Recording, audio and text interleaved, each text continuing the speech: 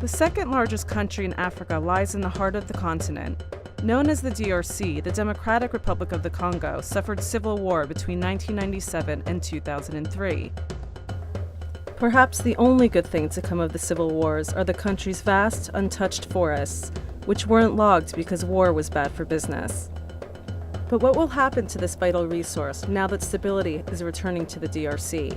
And how can local communities take ownership of this, their home, and secure a better future?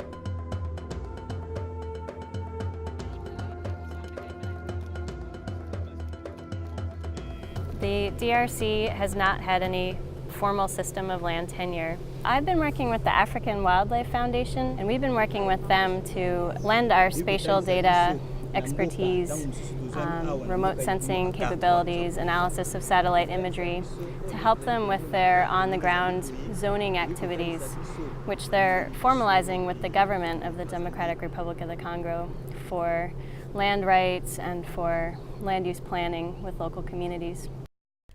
Spatial data expertise, remote sensing capabilities. What do these words mean exactly?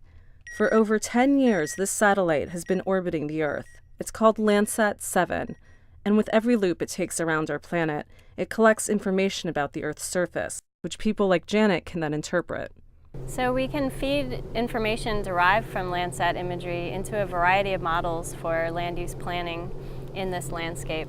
And one way we've been using it is to identify the areas of highest conservation priority. So we've been working in the Marenga-Lapori-Wamba landscape, which I sometimes call MLW. It's in northern DRC. It's about the size of South Carolina, and it's full of tropical moist forests. So using Landsat imagery, we were able to zoom in on this particular forested area, connecting two protected areas in the east central part of MLW landscape. And it's an important corridor for the migration of bonobos between the protected areas, as well as other terrestrial species. Once the AWF identified this critical area for conservation, it began working with the government and local communities on mapping the region. The mapping process has a dual benefit of preserving biodiversity and helping local villagers to secure their own land use rights. Oui, carte ezali likanisi moko ya malamu. Po carte ezali makoma, ezali na papier. Bo atake bandelo ya lopango nanga ezali. Bana tango mususu bayebi esika lopango ebandi pe lopango esuki te.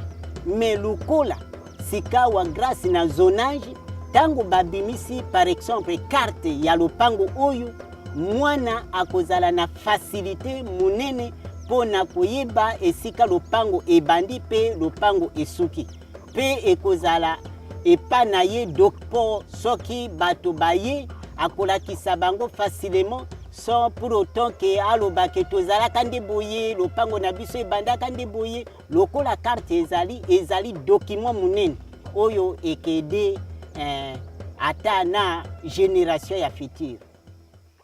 During the DRC war, humans hid in the forest to escape violent conflict. It was their refuge. And still now, the forest provides them with food, air, and shelter. With the help of Landsat imagery, this vital resource can be managed and preserved for the benefit of wildlife and generations to come.